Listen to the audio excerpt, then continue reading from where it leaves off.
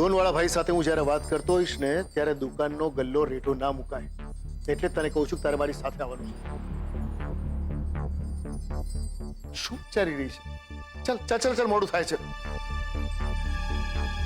શું થયું? હા, અરે પેલા ભાઈ આવતા હશે હમણાં. ચાલ.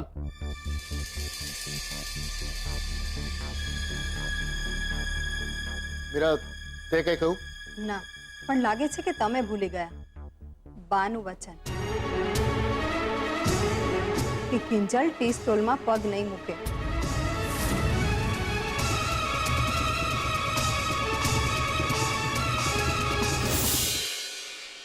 કિંજલ, આટલું વીતી ગયા પછી પણ તને લાગે છે કે તારે આ વચન યાદ રાખવું જોઈએ? પણ પપ્પા, બસ કહું ને તને ચાલ એટલે ચાલ મારી સાથે. આ દુકાનનું નામ મોહને મોહનની 3 દીકરીઓ એમને નથી રાખ્યું. બેટા, આ દુકાન ચલાવવામાં જેટલો ફાળો મારો છે ને એનાથી વિશેષ ફાળો તારો છે. બેટા, હું તારામાં મારો ભૂતકાળ નહીં, દુકાનનું ભવિષ્ય જોવા માંગુ છું. એટલે જ હું તને દુકાનથી દૂર કરવાનું પાપ નહીં કરી શકું. બેટા ચાલ, દુકાન તને બોલાવી રહી છે.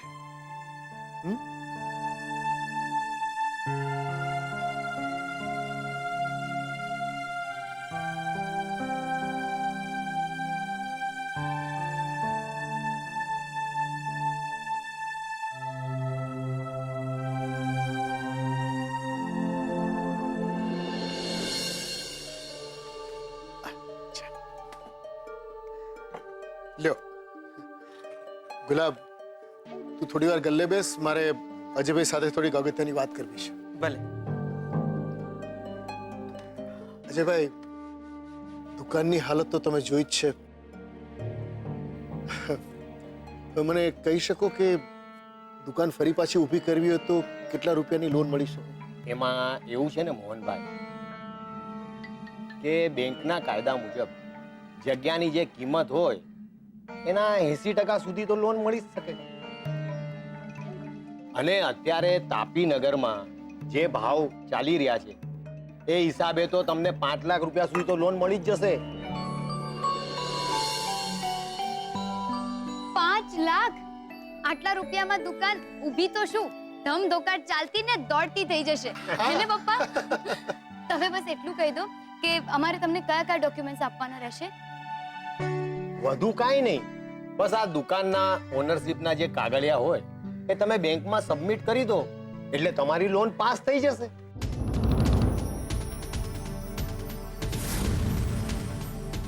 એટલે અજયભાઈ, હું કઈ સમજ્યો નહીં. મોહનભાઈ, સીધી વાત છે, બેંક કઈ સદાવ્રતના ભંડારા પર તો ચાલતી નથી. અને આજકાલ તો લોકો કરોડોનું કરીને સીધા વિદેશ ઉડી જાય છે. હવે બેંકે પોતાની સેફર સાઈડ પણ જોવી પડે કે? બરાબર છે અજયભાઈ, પણ હું એ જાણી શકું કે બેંક ક્યાં સુધી આ કાગળિયા પોતાના તાબામાં રાખશે? જ્યાં સુધી તમે લોન પૂરી ના ભરી દો ત્યાં સુધી. અને એમાં કઈ બહુ અઘરું નથી, જરાય અઘરું નથી. 15% દરે દર મહિને તમે હપ્તો ભરતા જાઓ એટલે આમ 5 વર્ષમાં તો લોન પૂરી. બરાબર છે, પણ આમ હપ્તો કેટલાનો આવે દર મહિને? હા હા, કહી દઉં તમને.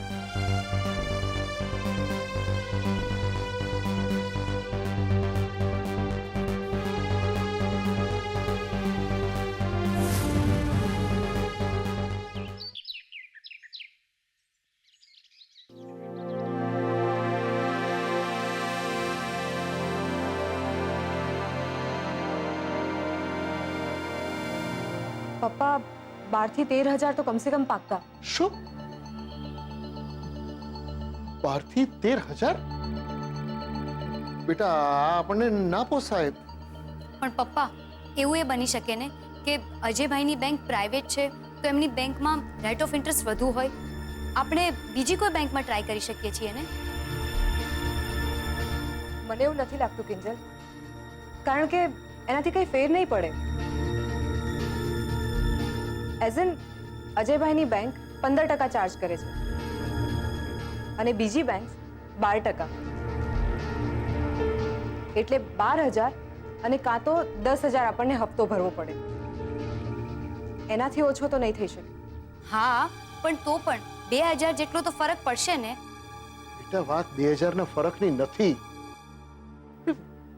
મુદ્દલનું વ્યાજ તો ચૂકવવું પડશે ને આપણે. 5 લાખની મૂડી ઉપર આપણે 2.5 થી 3 લાખ તો વ્યાજ ચૂકવવાનું થશે. મને આ યોગ્ય નથી લાગતું. પણ પપ્પા, 5 લાખના 8 લાખ ચૂકવ્યા સિવાય આપણી પાસે બીજો કોઈ રસ્તો નથી. કારણ કે નથી આપણી પાસે એવી કોઈ ઓળખાણ કે જે આપણને વગર વ્યાજે કે દુકાનના પેપર્સને બાંધમાં રાખ્યા સિવાય આપણને પૈસા આપે.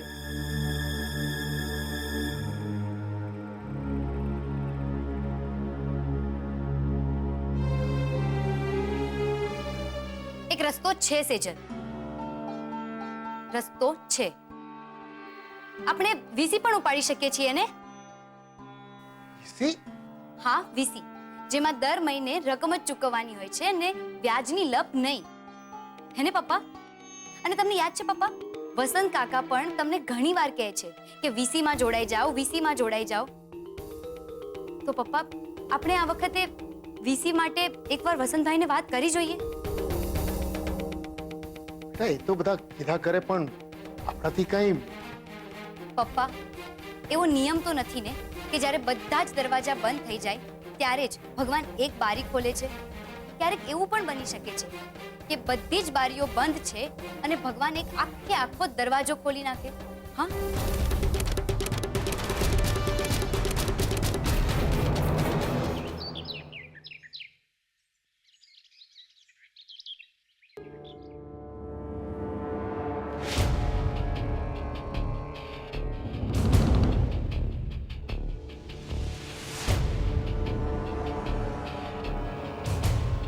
જુઓ, તમે જરા શાંત થઈ જાઓ અને ઓફિસે જવા નીકળો.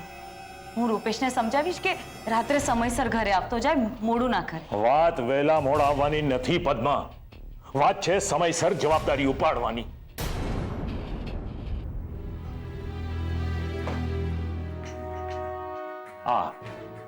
આ છે જવાબદારી અને આ જવાબદારી મેં રૂપેશને સોંપવાનો નિર્ણય કર્યો છે. પણ મને આ નિર્ણય મંજૂર નથી પપ્પા.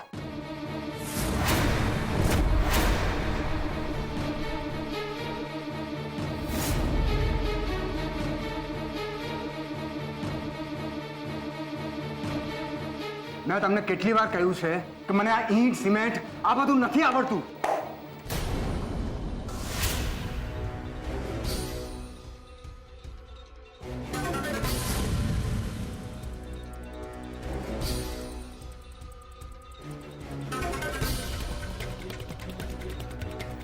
પ્રેમ કરતા આવડતું તું?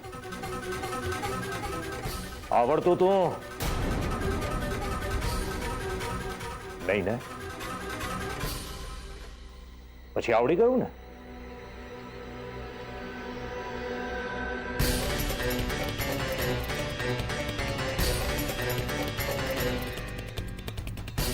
એ જ રીતે આ ઈંટ સિમેન્ટ પથ્થરના કામ પણ આવડી જશે.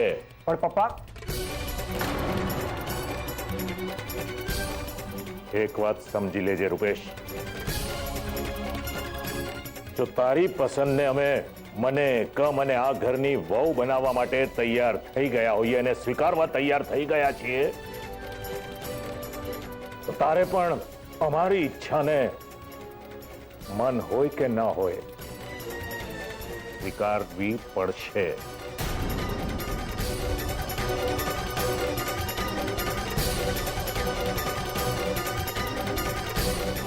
આજે બપોરના આપણા નવા કન્સ્ટ્રક્શનની સાઇટ પર પહોંચી જજે. આગળનું કામ તને આપણા મેનેજર બક્ષી સમજાવી દેશે. શાર્પ 2 વાગે. ઓકે?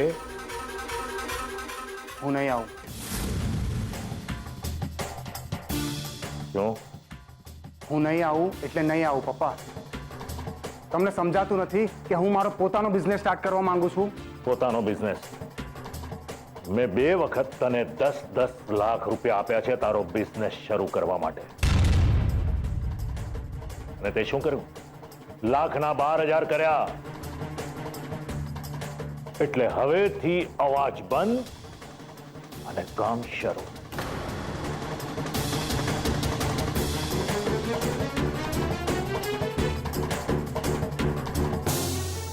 અને તું, તને બહુ શોખ છે ને આપણા 10મી નાપાસ દીકરાને સમજાવવાનો?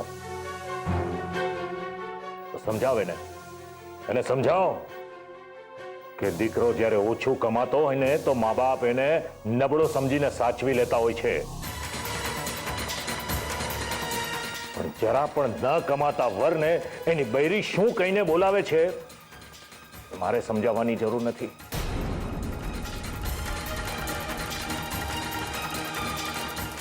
જય જિનેન્દ્ર. રૂપેશ, બેટા નાસ્તો તો કરી લે. પપ્પાની નજરમાં તો હું નકામો છું ને, અને નકામા માણસોને ભૂખ લાગે.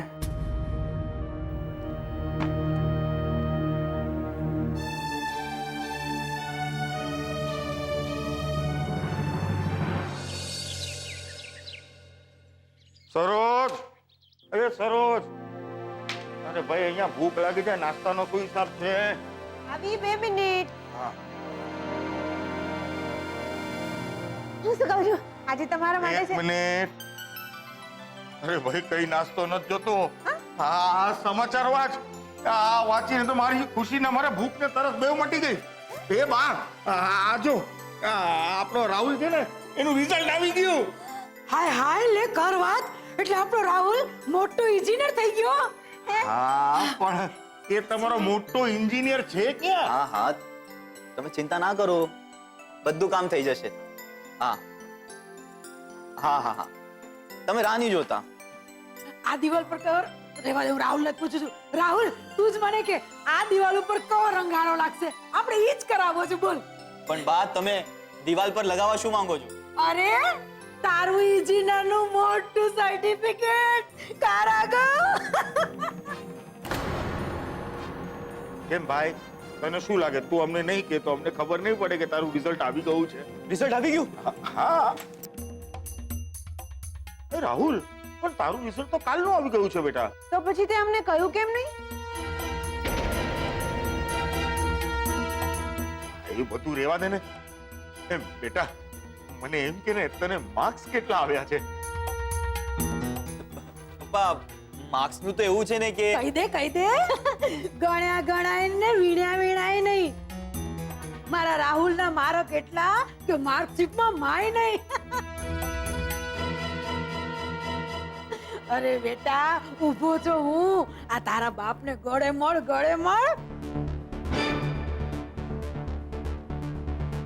જો જો જો, એની આંખમાં હરકની ગંગા જમના વહેતી થઈ છે. જા બેટા, ગળે લાગ, જા. અરે ના, ખુશ રહે બેટા રાહુલ, ખુશ રહે. હે, તે આજે તારા બાપનું બહુ મોટું નામ કરી નાખ્યું. હે, ચાલ બાના પકડ. અરે ના ના ના, એની કાંઈ જરૂર નથી બેટા. મારા આશીર્વાદ હંમેશા તારી હારે જ છે. મારા અહીંયા તો ટાઢક ક્યારે થશે કે આ દિવાલ પર છે ને તારું આટલું મોટું એન્જિનિયરનું સર્ટિફિકેટ લાગશે ને ત્યારે.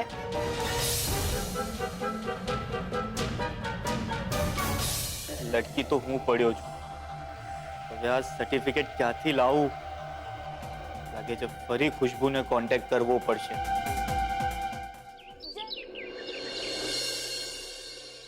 हेलो हेलो हेलो अरे यार क्यारनी कांटेक्ट करी रही छू पर ये फोन है कि मानता नहीं. એમ પૂરા તાપીનગરમાં કોની એટલી હિંમત થઈ કે જેણે તારા કોલને વેઇટિંગ લિસ્ટમાં મૂક્યો? છે ને આ બેનની શાંતા. એટલે તું સુશાંતને ફોન કરી રહી હતી? કેમ અમારાથી ફોન ના થાય? જલી ના, એવું કઈ નથી. जली जली जली जली जली जली जली है जली जली किंजल लड़ी जली બીજલ. जली जली जली है जली બીજલ એવું जली નથી કીધું ને. किंजल लड़ी બીજલ, stop जली it. जली जली બીજલ. जली जली जली બીજલ.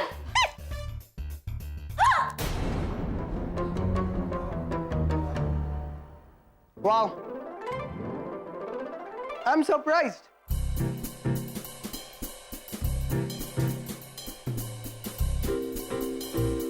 મને નહોતો ખ્યાલ કે તમે મારી ગિફ્ટનો આ રીતે ઉપયોગ કરશો.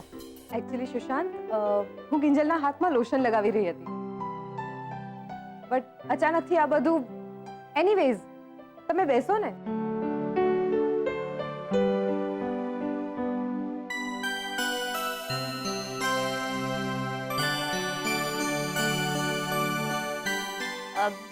તમે બંને બેસો અમે શરબત લઈને આવીએ હા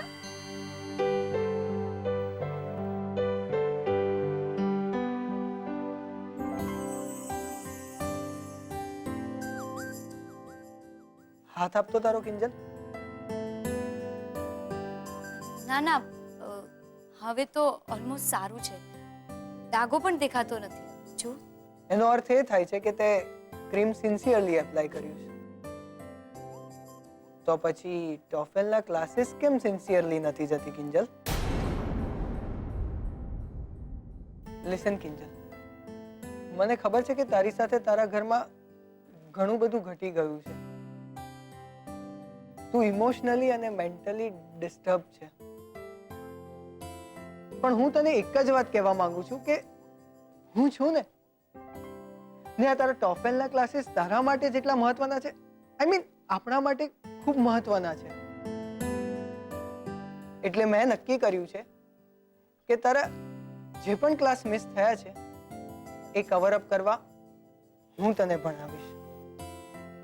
હું તને સ્ટડીઝમાં હેલ્પ કરીશ. એક્સક્યુઝ મી ને અમે બંને પણ આવી ગયા છે તમને હેલ્પ કરવા ને ગરમીમાં ઠંડી આપવા. Thank you. બહુ ગરમી છે ને અહીંયા. કિંજલને તો સારું, અમેરિકામાં તો એકદમ ઠંડી જ ઠંડી. પણ અમેરિકા જવા માટે પાસપોર્ટ હોવો જરૂરી છે. કિંજલ, તે પાસપોર્ટનું ઓનલાઈન સ્ટેટસ ચેક કર્યું? એટલે પોલીસ વેરિફિકેશન અને વિઝા એપ્લાય કરવાનું ખબર પડે. ડોન્ટ વરી સુશાંત, હું એના માટે ચેક કરતી જ રહું છું. તો ઠીક.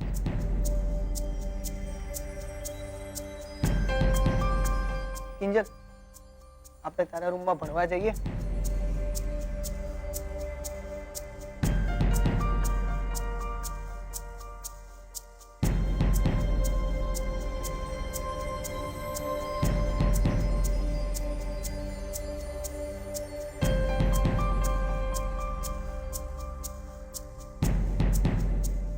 પંતુજી વેદિયો